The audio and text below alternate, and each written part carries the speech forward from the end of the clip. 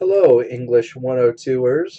I wanted to do a lecture video this morning since we are a weekend away from submitting the essay, and unfortunately, many of you have not really participated in the discussion forum in a meaningful way. Some of you have. So I'm a little concerned that a number of you will have questions or putting off this assignment to the weekend because of work or other conflicts in your schedules. So I just want to address any possible issues that might come up as we move toward submitting this final, well, this first major essay, because this is the first major portion of your grade. If you recall from the syllabus, each essay is worth anywhere from 15 to 20% of your final average. They're weighted quite heavily, and this assignment is worth 15% of your final grade. So everything you've done up until now really has been participation and toward that participation grade. So all those small assignments, working in the discussion forum, submitting the email etiquette, the plagiarism policy, the GMLA, those assignments, those are all going to be compiled together, and you're going to get an average for those, which will make up like 15% of your final grade. And there's some more things that you'll be doing throughout the semester, but this essay is equal to all those things. And one of the reasons for that is this essay is really a way to evaluate your learning and how well you've actually learned how to use these tools and these methods that I have provided for you and that are provided for you in the textbook. So the essay is sort of the ultimate end-all be-all way of showing that you've synthesized these many different and sometimes conflicting and confusing ideas and instructions to create a piece of writing that is clear, concise, and shows independent study that shows that you've actually gone in and read articles and thought about these things. So, as always, these videos appear in email, but they also can be re-accessed in the news forum. So everything from the very beginning of the semester to recent posts are there. Videos are embedded there for you. Also, the Q&A is available. However, I will say with this essay, many of these questions are answered in the discussion forum already in other discussions that I've had with students. They're answered in earlier videos. They're answered in the assignment instructions. So if you're reading these things and thinking about these things, you shouldn't have a problem. However, if you did wait until the day it was due, as so many students do, despite the emphasis on not doing that, if you did wait until the day it was due, these things might be sort of overwhelming. Uh, Again, I've emphasized throughout the semester the importance of developing these things as you go, getting in the habit of taking the time necessary to write a quality essay and to do so in a way that shows you've taken time to think about it. And that's one of the reasons you aren't hit with an essay the very first week of my class. Some other classes do that. I give you some time to really develop your ideas and think about them. So if you haven't taken advantage of that time, forgive me if I'm a little less than understanding in that sense. So how that ties to the Q&A. As I say here, if you are confused about an assignment, there's a good chance others in the class will be confused too. Here you can ask questions and answer other students' questions. You can also discuss problems you have been having with the course writing or reading. But, here's the but, be sure that everything shows you are reading instructions. If you have a question, refer to a specific instruction rather than saying, I'm just confused and I don't understand anything. Actually go back to the instructions or the readings and refer to them so that I can help walk you through and see what your specific issue is, what you're getting hung up on. The more specific you can be, the more helpful I can be. Okay, so the first thing is you see the upcoming events here. This first link is not going to work. As I said in previous post, there's no way to really submit to this. You can upload, but you're going to get, let's see, this is not going to take you to the actual essay submission. You're not going to get a grade. So even if it takes it, let's see. Yeah, see, coding error detected. It must be fixed. And for some reason, they haven't been able to delete these old Turnitin this semester. And I'm sorry for the confusion. So that first link there is not working. This is the actual link to submit the essay. But, and this is the important thing, the link is also in the Moodle book. So if you go to the Moodle book for the assignment, developing a prospectus and an Essay1, and you've been following this step by step by step, then you have how to submit this essay. And it talks about it right here in basic formatting, which I'm not going to go over the basic formatting because it's already in there. But it does have some information. There is a self-rubric on page 57. Though I do not follow this to the letter, it is a great resource for gauging point distribution in specific areas of concern. I think one of the issues students often have is they think a college class should follow the textbook to a T, but that's not always the case. In fact, textbooks are good resources, but the way college classes use textbooks generally is as a resource, meaning it's a reference, but it's not exactly what we're doing. It's not like a workbook, although some 101 teachers might use it as a workbook. 102 is a bit different, requires a bit different set of learning tasks, of learning styles.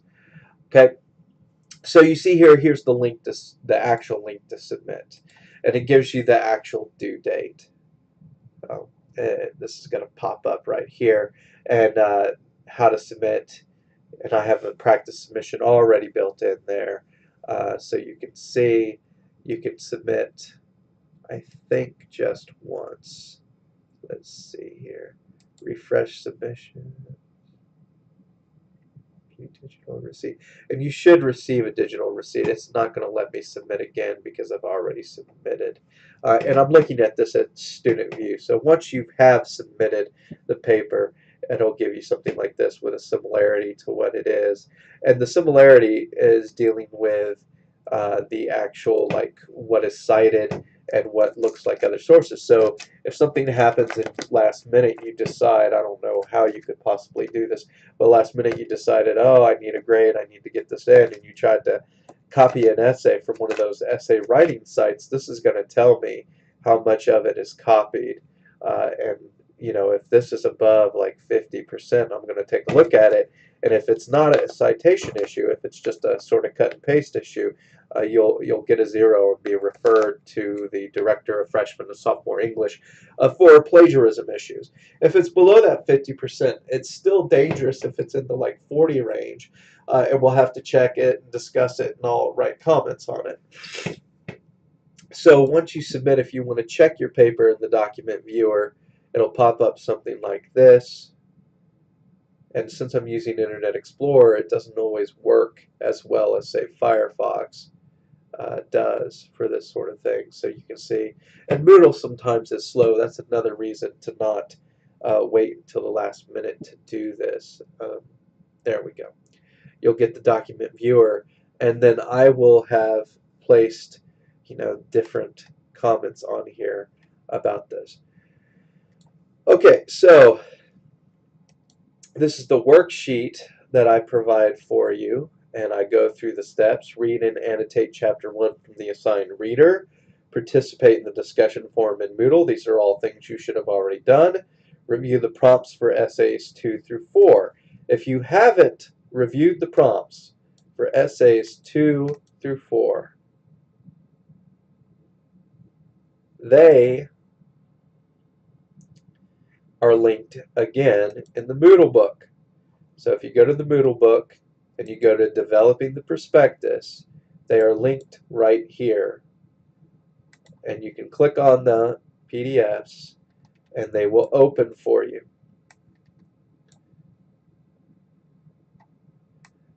And notice that I say specific databases to use. You should know how to access these now if you went through the library unit. So your readings in Chapter 2 of The World of the Image should inform this essay, but you also need to integrate research from JSTOR or Academic Search Complete.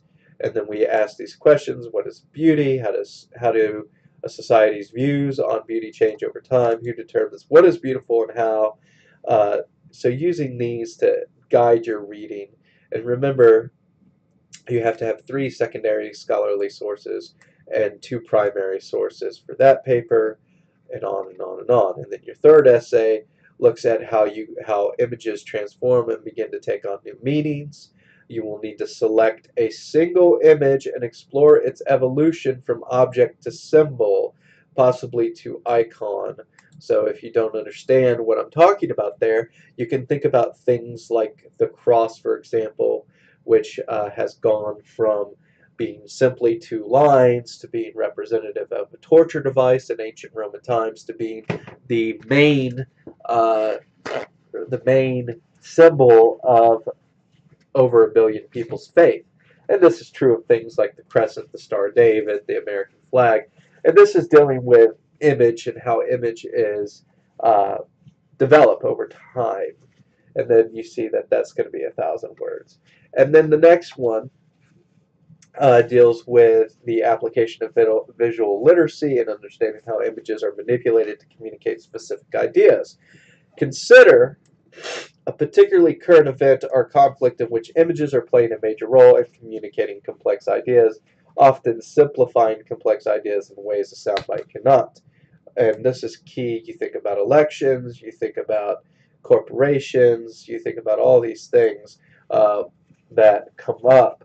Uh, imagery is a big part of what how we communicate ideas. Right down to emoticons and emojis. I mean, heck, Facebook just added all new ways of responding to post status updates that are different emojis, essentially, instead of just the thumbs up button, the like button, which is what they had for years. So one of the issues that I think people are running into is there's a bit of confusion related to the proposal chapter in the CRG. So if you look at the proposal chapter in the CRG, that appears on pages. Let's go to the table of contents. The proposal chapter, Prospectus 213,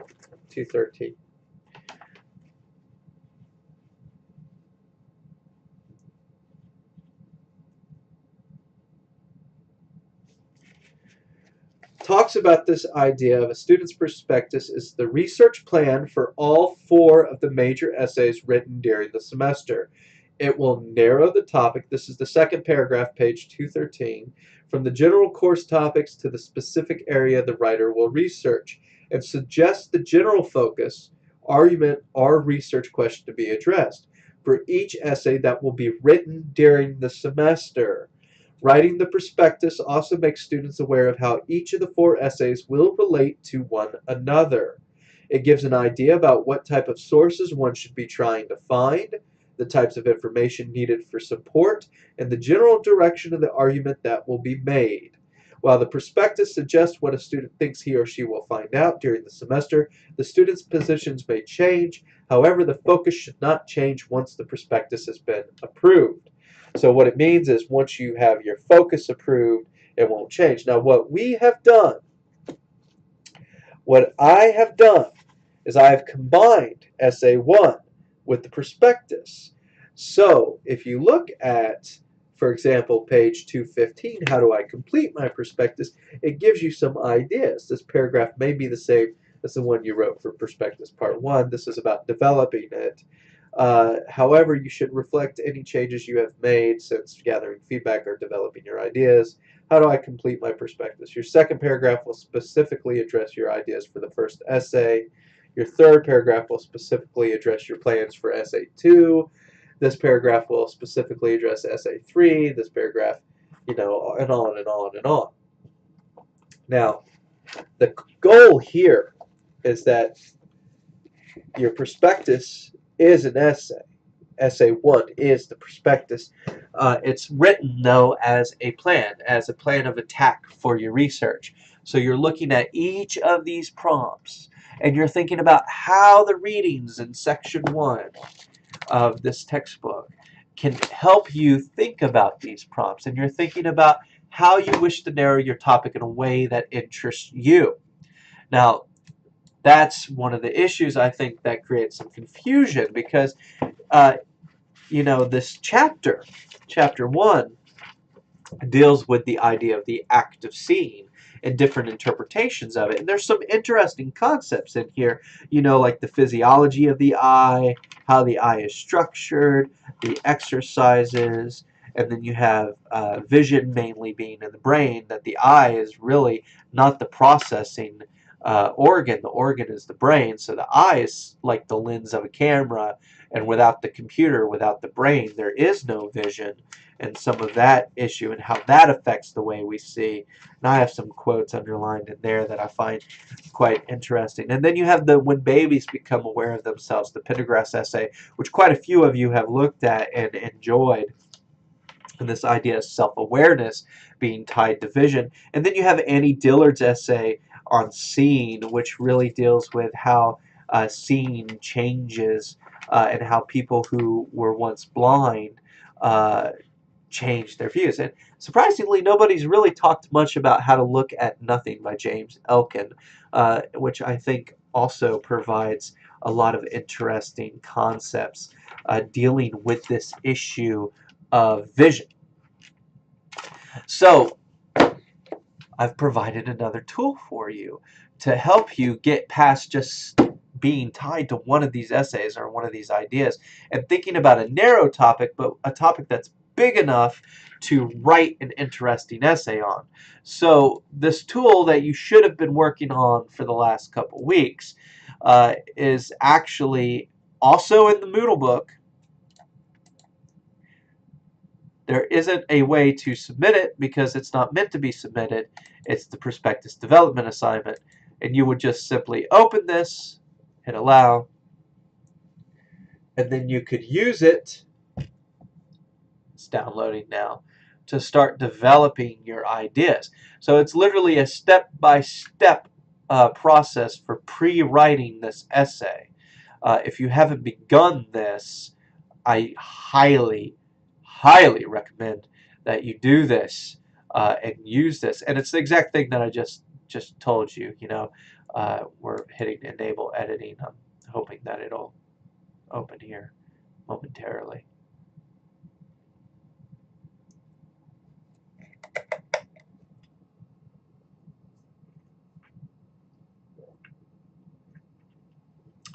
There we go. So let's see here. It didn't work. So we're going to try this again. We're going to go to downloads.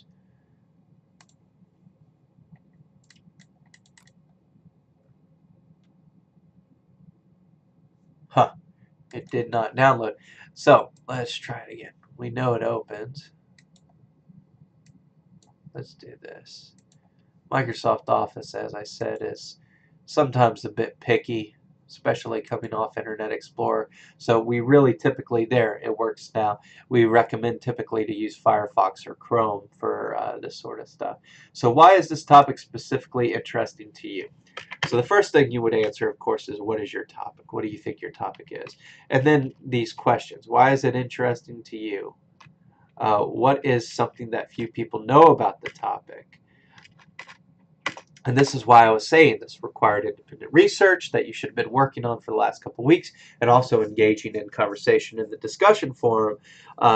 If you think about it, if you haven't been participating in there, you've basically missed about 2 weeks of classes, so you've missed about 6 hours of work in which we would be discussing these things.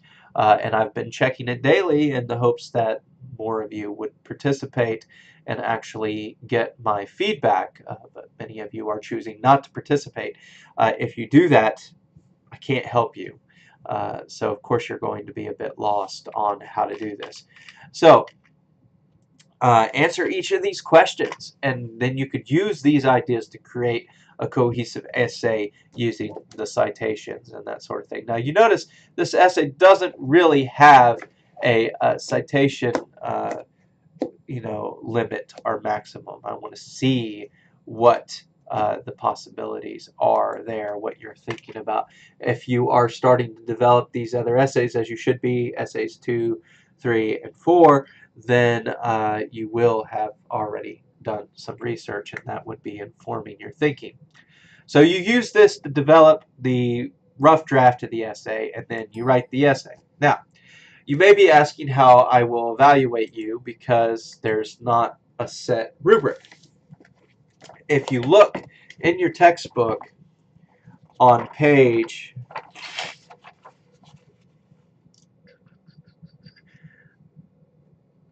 on page 67, there is a general rubric that I will use to think about this essay. So I'll be looking that all required parts of the assignment are turned in. In this case, it would be just the essay itself. That's the only thing I'm really concerned with. That you're following the basic MLA guidelines. Now, the basic MLA guidelines, if you don't have a writer's resource, for some reason you didn't buy that, they're also described here in basic formatting of essay and organization of content, a video, which is embedded in the course. Title is interesting and specific, fulfills writing assignment specifications, which I have here for you. 4 to 5 typed pages, approximately 1,000 words, 12-point font, MLA format, and it answers these questions that you are dealing with. Content and support is appropriate for an academic audience.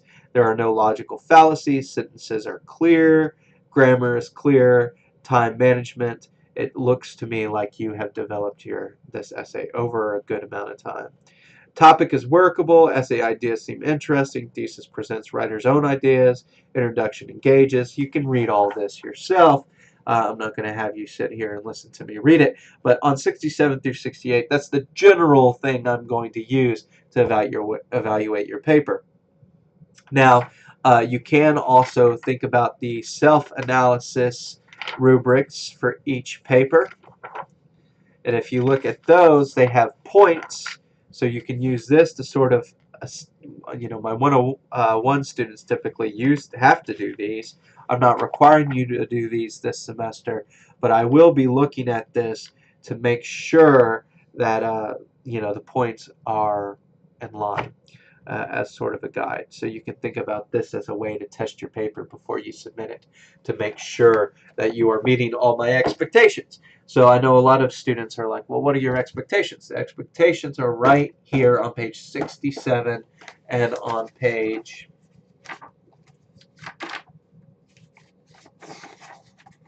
59. On 59 of the CRG. So again, lots of tools that have been provided for you for developing this essay and bringing it all together. So once you have these tools completed and you've started putting this essay together, you can think about a few things, just some basics. So, we're going to go in here, we're going to set this up as you would an MLA document.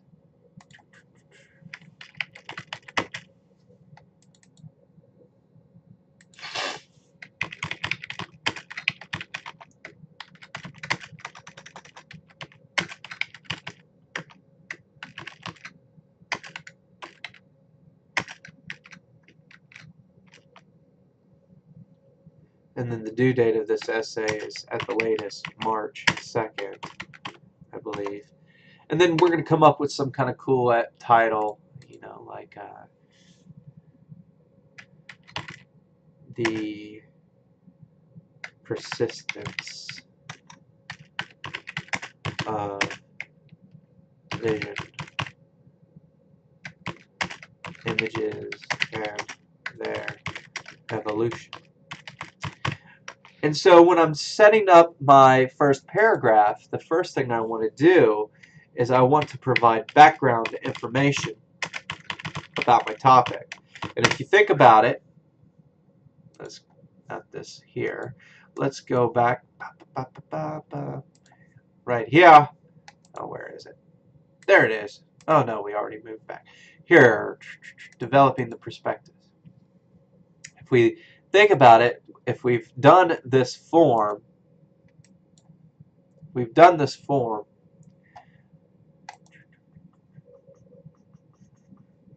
completed this form, this is our background information, right? So we're going to give this information, our background information. We're going to talk about, let's say you want to talk about the use of images to convey gender stereotypes. Imagery has been used in our society to convey gender stereotypes. And then you'd start going into there, giving some background information from some preliminary research that you've done.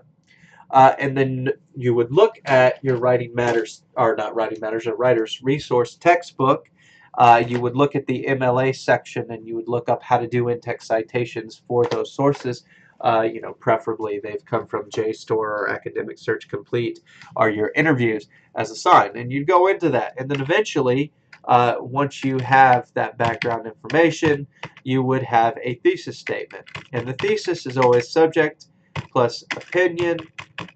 So your subject for this is, what is the narrowed topic that you wish to examine through the 3 essay prompts provided? And your opinion is, how will this narrowed topic evolve as you apply each lens? So what this forces you to do is really think about, again, which is what the Prospectus chapter says, think about the interconnectedness of each of these essays and how they build upon each other. If you think about essay 2, it deals with notions of beauty. Now, beauty might be male, might be masculine, might be just simply the aesthetic of nature. It might be a number of things, but beauty being relative to vision and image is really fascinating to think about. Particularly if seeing in and of itself is not reliable. If this is something that we just, that is just a processing of the brain. If you change a certain processing in the brain, does that then make it possible for a person to perceive beauty in a different way? That sort of thing. And then the third essay deals with the evolution of an image. So how does an image then manipulate us or work with us? How does context work to affect our vision? So when we see like the color red or the color yellow, or a cross, or a triangle, or a swastika, or a bat symbol, how do these things manipulate us in ways that are unexpected? I think about it because you can see these memes online of the evolution of things like Batman's symbol, and I think about that because Batman and Superman is coming out soon, and you see that he has all these different versions of the symbol that we have throughout time, and each time it's either been made more menacing or less menacing depending on the sort of audience that DC Comics has wanted to approach. So that yellow around the bat symbol doesn't always appear in a lot of the different media because they want Batman to be more mature. But when they want to appeal to a kid audience, they use the yellow circle around the bat emblem because it's more cartoonish and it's this sort of idea of the halo.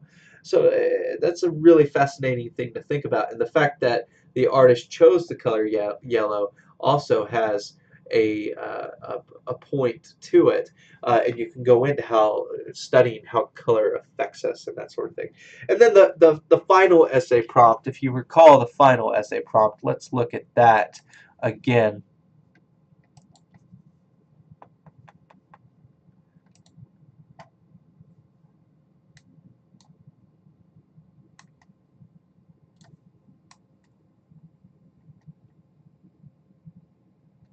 the application of visual literacy and understanding how images are manipulated to communicate ideas. You want to take this and all these things you've read and thought about and all this research and think about how people actually use images to manipulate us. This is real world relevancy here, y'all. This is not writing something about, random philosophical idea. This is something that truly happens on a daily basis. And it's really amazing how easily we are manipulated by certain symbols, certain colors, certain images, certain shapes. And think about that. Think about how an image plays a specific role in an event. I think about the model of the soldiers planting the flag on Iwo Jima and how that became a statue, and it's sort of this romanticization of World War II and the victories in the Pacific theater of the war, and how there's not really a symbol like that of the um, invasion of Normandy. However, you do have the symbol of the sort of graveyard with all the white crosses. And why choose white? Why not have green crosses or red crosses? And what do white crosses say? Right down to when we give flowers on Valentine's Day, and why do we choose certain colors that we do? Each color has a certain meaning. This is what imagery is all about, and vision is all about. So taking these bigger ideas. Now, if you want to do something a little more scientific and talk about like the shape of the eye and the structure of the eye, that's fine. But what you have to do then is find a way to talk about how the effects on the eye then affect the interpretation of the visual world. And that's really the challenge. What we're focusing on as a major subject throughout the semester, and what connects everything in that textbook that you have, the world of the image, is this idea that image is a construct. Image is a construct. It is not something that is concrete. It is not something that is definite, and it is something that can be manipulated. And so this world of the image is dependent on so many variables, as a matter of fact. So right down to the very shape of the eye changes how we think of it. So you would use those things to create this thesis statement, which needs to be narrow enough that your whole goal, your whole task is not impossible, but broad enough that it's actually arguable, that it's not just an observation. So this is something that's going to require a lot of thought, which is really one of the major tasks of a college course. So then you're going to work on the body sections, and each body section is going to respond to the development of a specific essay. So you have 2, 3, 4. You need to be sure topic sentence, address the prompt, and how your general topic will affect the way you approach the prompt. Your examples from sources. What sources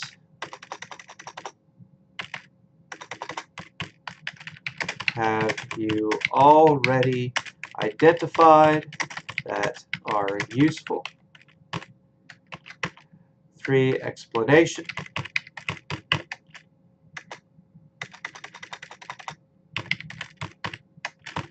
How are these sources useful? 4, transition. And you'll have obviously built in 3 of these sections. Now notice I used the term section because a paragraph is typically only 4 or 5 sentences, and if you're doing this right and you did the prospectus development sheet, you're going to have many more than 4 or 5 sentences, and in fact it may take multiple paragraphs to describe your plan for each essay. And then you're going to conclude, and in your conclusion give a clear reiteration of your hypothesis, thesis. Because remember, it's really more of a hypothesis than a thesis because you haven't proven it yet. Explain why it is important to more people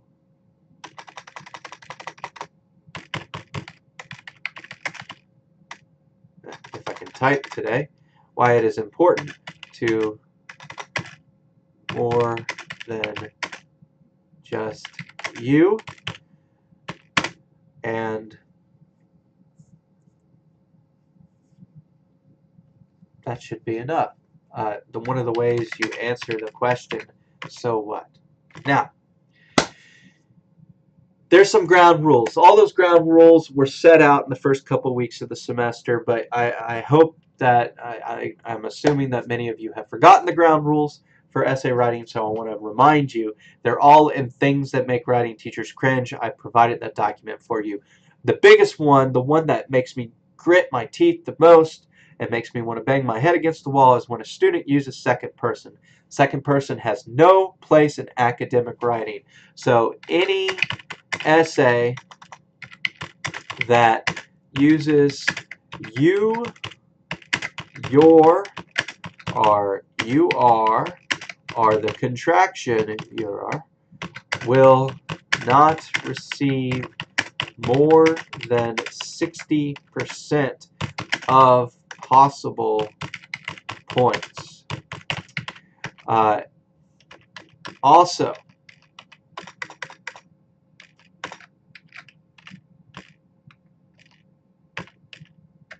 basics. Also, any essay not formatted in MLA format will not receive more than 60% of possible points. So those two are key. In fact, I will basically, if you have not formatted correctly, or the first time I see the use of you, I will stop commenting. That's not quoted, by the way. Or if you haven't formatted correctly, I will stop commenting. I'll give the paper pretty much a 60 and be on my way. So you have to, probably less than a 60 actually. I have a hard time not commenting on papers. It's basically what I do. So it's key that you know how to use MLA format. Now, if you make an honest attempt to use MLA format and you make a few mistakes, that's different. What I'm talking about is if you are blatantly ignoring everything that is laid out in every single video that I've posted and in the textbook. Because what it's telling me as a teacher is that you're not paying attention to the lecture material, which essentially means you're skipping class or you're not doing, following instructions, which is as bad as not doing the work in many ways. So, I'm just asking you to follow instructions. Okay, so this is going to be attached as well to the newsfeed post. I hope the lecture helps as we're moving forward. Remember to submit through the Moodle book in that place that says submit the prospectus here or Essay1 here, whatever it says at the end of that. It shouldn't be too difficult. I will not be checking email this weekend very regularly for McNeese students. I apologize, but it is a family weekend for me. It is my birthday weekend, so I will be spending time with my family. But I have been on here all week hoping to communicate with many of you, and I have tried to communicate with those of you that have posted, and I hope my communications have been helpful. And I hope this video has been helpful. Remember, I want to see you succeed, both in this class and beyond this class, and so that's why these rules and structures and ideas are present. So you can only succeed, though, if you meet me halfway, or a little further than halfway in some instances. So here's to your success. I look forward to looking at these papers.